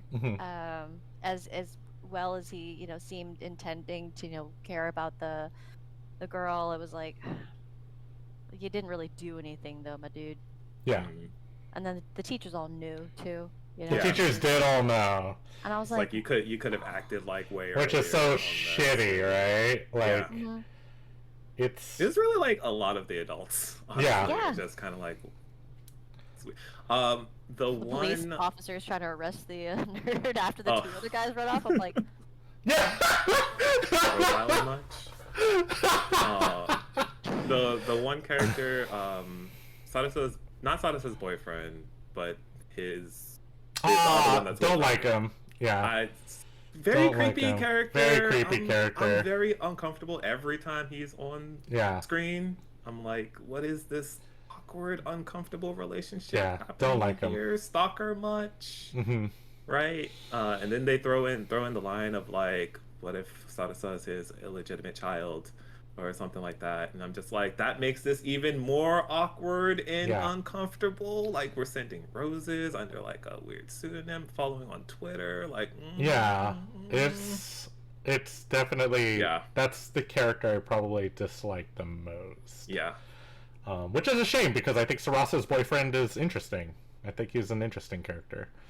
I think that situation, like, while I am lukewarm on Sarasa, except for like the final episodes, I like the idea of like she could never fit in the world of Kabuki, and then Coco was her opportunity to be what she always wanted to be. Like that was especially since Kabuki is so traditional, and Coco by comparison, like obviously it's traditional now, but like compared to Kabuki, it's practically the new hotness, you know? Right. So it's like, that's cool. And then I like that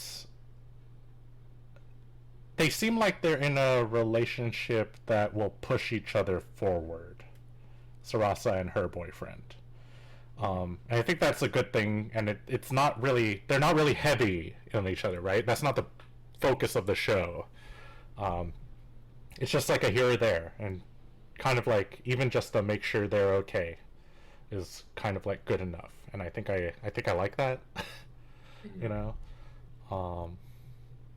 So yeah. What else? Any others that stand out to you guys, character wise? I'm trying to think if there's any other characters that are interesting to me. yeah, that's about it for me.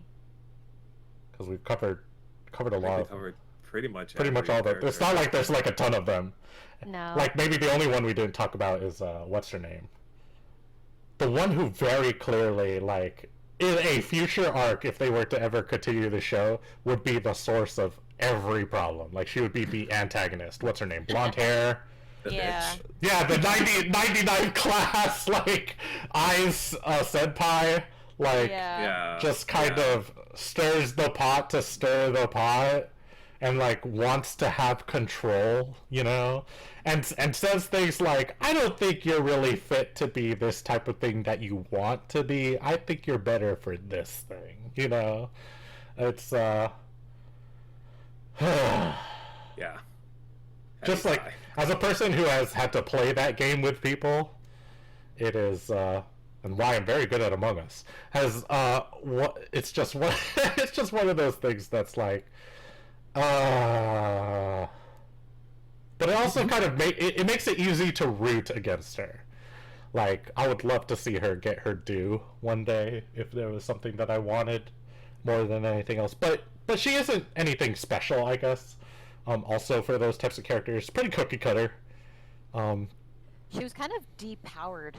Yeah. Really early on. Yeah. Like where another of her classmates, her peers, says like, "I'm onto you. I see what you're trying to do." Risa.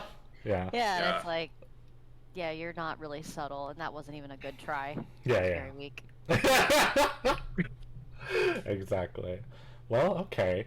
All right. Well, if you goons don't have anything else, we can move on to, you know, every episode I want to do like a little side thing, whether it's a game or whether it's something else.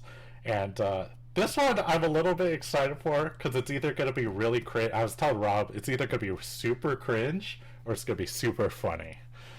So I want you to pick either the numbers 1, 2, or 3.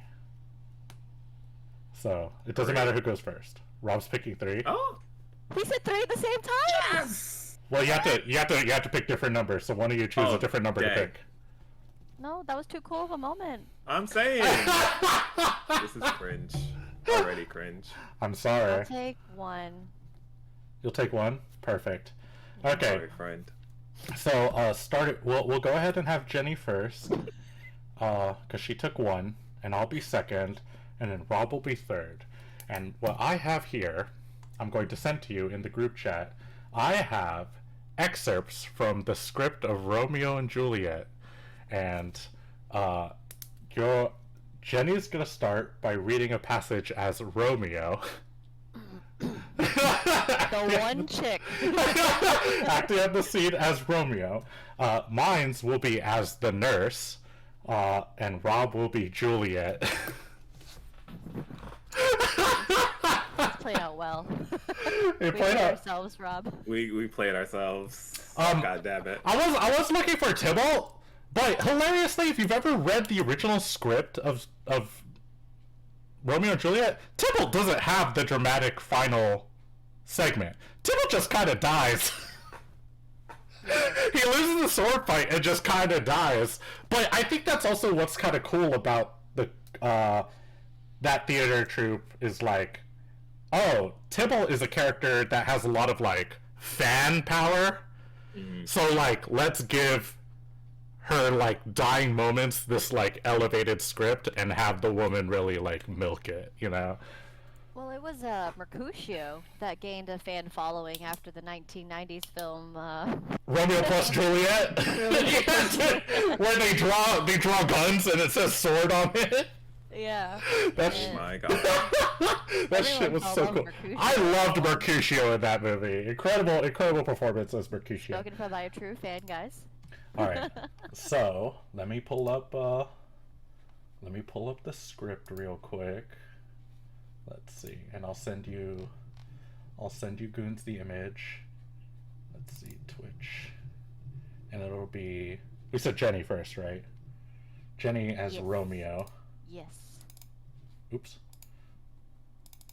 I swear I had it open earlier, but things changed. That's when the Fire Nation attacked. All right, here we go. Thank you, Rob. So I got you. they should be in order. If it's not, that'll be pretty funny too. Alright. So I'm sending Romeo's part. So from left to right, top to bottom, whenever you're ready. If I'm not mistaken, this scene is, if you want context, it is... Oh, it's the scene where Romeo is about to take his poison and kill himself because Juliet is dead. Even though she's not actually dead. Spoiler alert, jeez. If you guys haven't read the ancient play that's hundreds of years old, I'm sorry for spoiling it. I can't believe I just got spoiled by you. I've never seen Romeo and Juliet. Ancient, he says. Yeah, now there's some Shakespearean guy who's gonna watch our podcast and be like, damn it! I was gonna start that next week. Incredible. So what's the order of these? So the four that I said, that's all Jenny. Oh, okay. Oh, okay. That's all Jenny. So it's a soliloquy before Romeo, right before he takes the poison. I do love a good soliloquy. Alright. Let me know when I can start. You can start whenever you're ready. Okay. In faith, I will. Let me peruse this face. Mercutio's kinsman, noble County Paris. What said my man when my betossed soul did not attend him as we rode? I think he told me Paris should have married Juliet. Said he not so? Or did I dream it so? Or am I mad hearing him talk of Juliet to think it was so? Oh, give me thy hand, one writ me when sour misfortune's book, I'll bury thee in a triumphant grave. Grave. Oh no. A lantern slaughtered youth, for here lies Juliet. Her beauty makes this vault a feasting presence full of light. Death, lie thou there, by a dead man interred. How oft when men are at the point of death, Have they been marrying which their keepers call a lightning before death? Oh, how may I call this a lightning? Oh, my love, my wife! Death has sucked the honey of thy breath, hath no power yet upon thy beauty. Thou art not conquered. Pity's ensign is crimson in thy lips and thy cheeks, and death's pale flag is not advanced there. Tybalt, lies thou there in thy bloody sheet? Or what more favor can I do to thee than that with hand that cut thy youth in twain, to sunder his that was thine enemy? Forgive me, cousin. Ah, dear Juliet, why art thou yet so fair?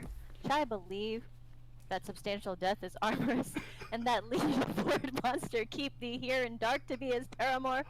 For fear that I still will stay with thee, and never from this palace of dim night depart again. Here, here will I remain with worms that are thy chambermaids. Oh, here will I set up my everlasting rest, and shake the yoke and inauspicious stars from this world-withered flesh. Eyes, look your lass. Arms, take your last embrace. And lips, oh, you, the doors of death, seal with a righteous kiss, a dateless bargain to engrossing death.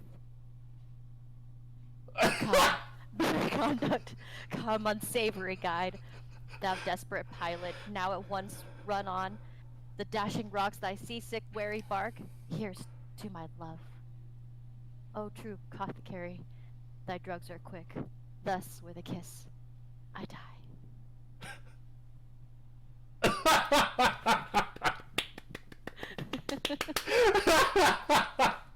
The last words of Romeo. All right, now it'll be my turn as the nurse. Now be my turn. So, let's see. The context for the nurse in this one. Let me make sure I can do this correctly. Okay, sweet. The context for the nurse in this one is that she's talking to Juliet, if I'm not mistaken, telling her that she needs to meet her parents, and then ends up going on one of those like old lady tangents. Because the nurse is an old lady. That was probably one of the funniest bits in Kageki Shoujo, was like, she's like, oh, she's a little spry for an old lady. You remember, who was it that was performing the nurse? I don't remember who, but she was like, she was so shaken up, and it was like, oh, she's very clearly not, old. All right. I think it was one of the twins. I think it was one of the twins, yeah. Because the other one got Juliet, and she was forced to Oh, that's right.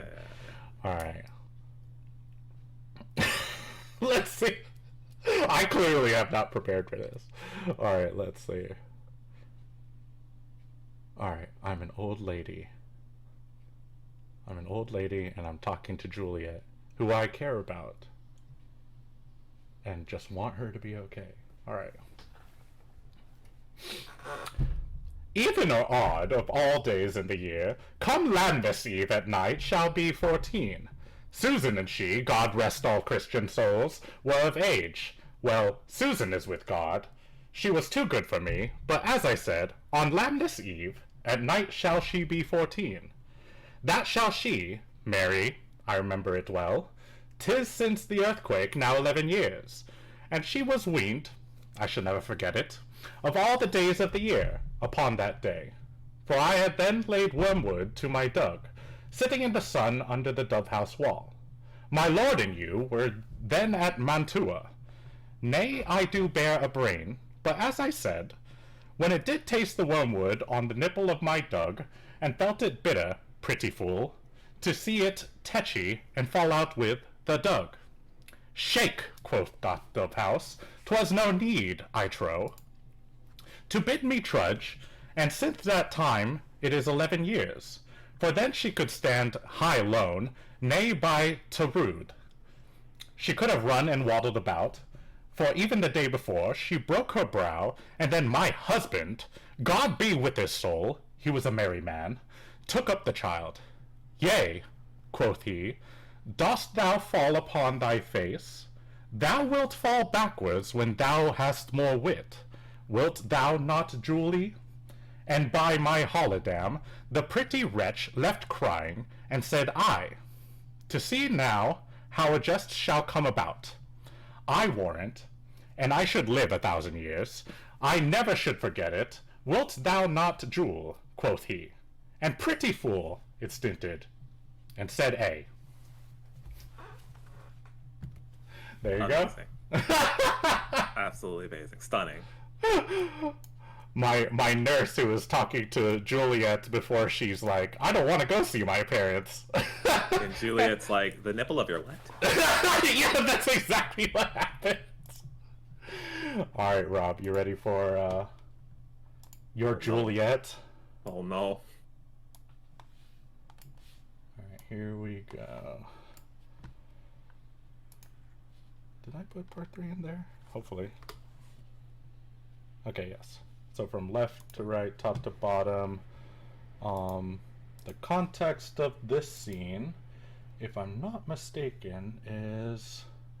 Ah, yes, she just got news that Tybalt has been killed. And so she is torn apart by what Romeo has done. Romeo, how dare you?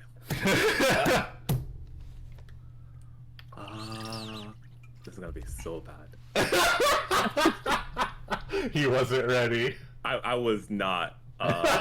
And truthfully, I really have not seen much Romeo and Juliet. That's okay. It'll make for a very memorable Romeo. Okay. You're just as naive as Romeo, arguably. Just as naive. Okay. Oh no, wait, you're Juliet. Juliet. They're both pretty freaking naive. They're both very naive, to be fair. Let's be real. Shall I speak of him? That is my husband. Ah, poor my lord. What tongue shall soothe thy name, when I, thy 3 hours wife, have mangled it? But wherefore, villain, didst thou kill my cousin? That villain cousin would have killed my husband. This reads hard. Back, foolish tears, back to your native spring. Your tributary drops belong to woe, which you mistakenly offer up to joy. My husband lives, that Tybalt would have slain, and Tybalt dead, that would have slain my husband, and that all this has come from. Wherefore weep I then. Some words there was worser than Tybalt's death that murdered me. I would forget it fain, but oh, it presses to my memory. Like damned guilty deeds to sinners' minds, Tybalt is dead and Romeo is banished. That banished, that one word banished, hath slain 10,000 Tybalts. Tybalt's dead was woe enough if it had ended there, or if sour woe delights in fellowship, and needly will be ranked with other griefs. Why follow not when she said Tybalt's dead, thy father or thy mother, nay, or both, which modern lamentation might have moved, but with a rare word following Tybalt's death, Romeo is banished. To speak that word is father, mother, Tybalt, Romeo, Juliet, all slain, all dead. Romeo is banished. There is no end, no limit, measure, bound. In that word's death, no words can that woe sound, whereas my father and my mother nurse. I loved that. I hated everything about that. Token introvert takes the stage for the... Is that Phil? It is Phil. Hi, Phil. Token Phil, save introvert me. takes the stage. Phil, save me. Phil gives a little performance of his own. Well, that was fun. I'm glad you guys entertained that prospect, as uncomfortable it might have made you. I think it makes for... Oh, I'm a big Shakespeare fan. I have Romeo and Juliet tattooed on my arm. Do you really? I do. Is it possible to see it, or would that be too much to ask? No. Okay. I can't take this sweater off. That is very fair. Yeah. I'm very glad you guys entertained that. That was really silly. I tried to find like a long little like soliloquy type of thing, so that we can get some goof ass stuff. And like I said, I wanted something crazy like Tybalt. I would have loved to see someone just channel some sort of rage, but that's a Coca exclusive. Would have been cool. So I could tell that Jenny is very excited, I'm assuming, to announce the next anime we're watching. All right. We finally gotten to the point. We have open and closed case on Kageki Shoujo. So without further ado, what is the next anime we're watching, Jenny? Okay, so I feel like these episodes and the way we talk almost sound like we planned every episode in advance Uh-huh. because it just segues so perfectly into what I would like to have us watch, and that is because it's also April. Oh my Oh. god! July Oh, in April. never I forget. can't believe Never I'm going forget. to watch. I can't believe we're gonna watch Your Lie in April. Oh, In I- April. All right. Well. One reason I want to watch it is the impact of classical music on the story. Yeah. I think it'd be kind of fun to also talk on, and I might be able to bring this to our next episode, is about the history of the significance of each piece and also the composers. Oh. And then you literally gave us soliloquies, and in Your Line April, it is the dialogue is soliloquies. Yeah. It Oh is wait, I didn't know that. It Is is it really? not only. It is. It is It's been not that only long. like dialogue where two characters are talking. It's like that. They actually go into soliloquies about the emotions that are conflicting within them at any simple question. It's almost like you have an improv moment where it's like, I think there was a game that was like, now you have to rap about it or whatever. Like, Oh yeah, I love that stuff. I was third in line at McDonald's, and then they closed. They were rapping about it. That's basically what they have to do throughout Your Line April. But it's like the words that they speak are extremely poetic. Yeah. So really would love to dive into that as a method of storytelling for a very cut and dry story. Like, Mhm. there's really not too much complexity. Hmm. But yeah, that's what I've selected. Exciting. It's been a long time since I've seen it. Very long. Very, very long. Really? Actually, yeah. And I've only ever seen it once. So this will be a fun rewatch. Let us know if you have a cry cam on. If you want me to have cry cam, I certainly can. I don't remember. Watched it last year. With Drew? Was it a Drew thing? I showed it to Drew. Mhm. Okay. Ooh. Yep. So it'll be And fresh for I'll you. happily watch it again.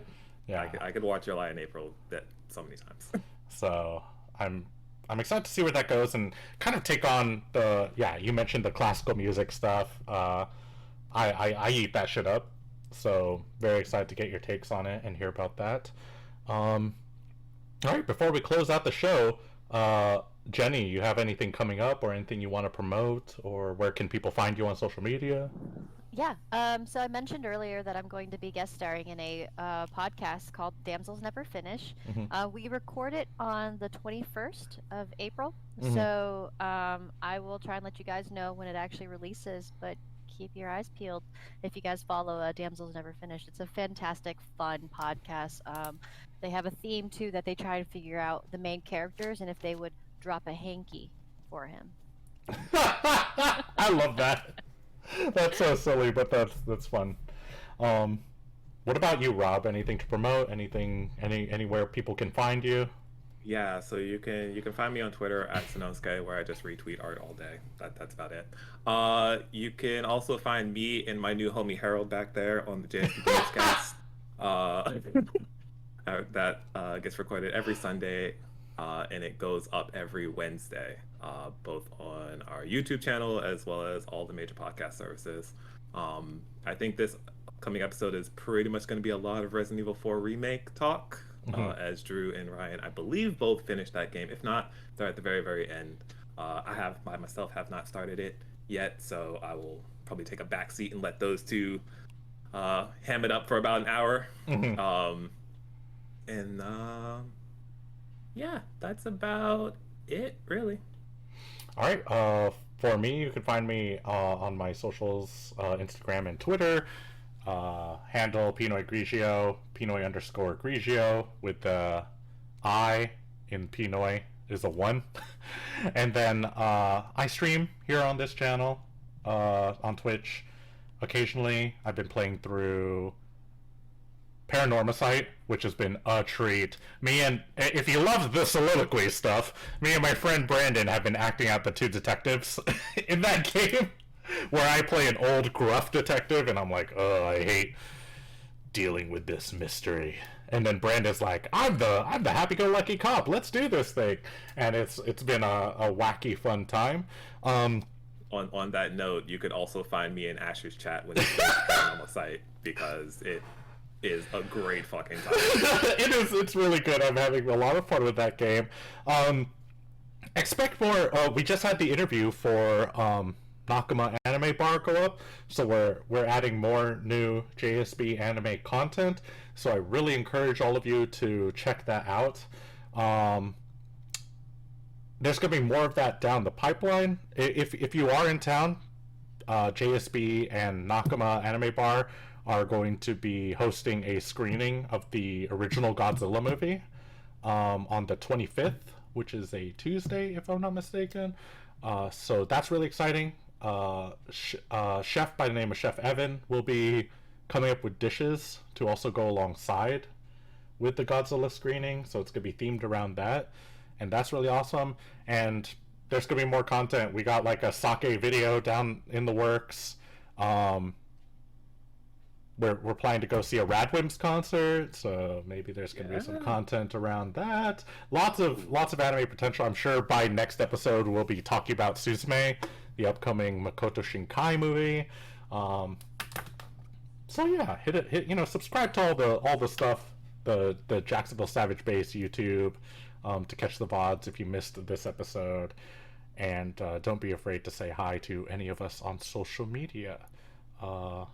Any last words, you two, before we end the episode? Harold's the homie. I'm glad you made a new friend today. If nothing else, he made a new friend. Shoutouts to Harold. All right, say bye, y'all. Bye. Bye. Bye. Bye. Bye. Bye, everyone. Bye. Bye.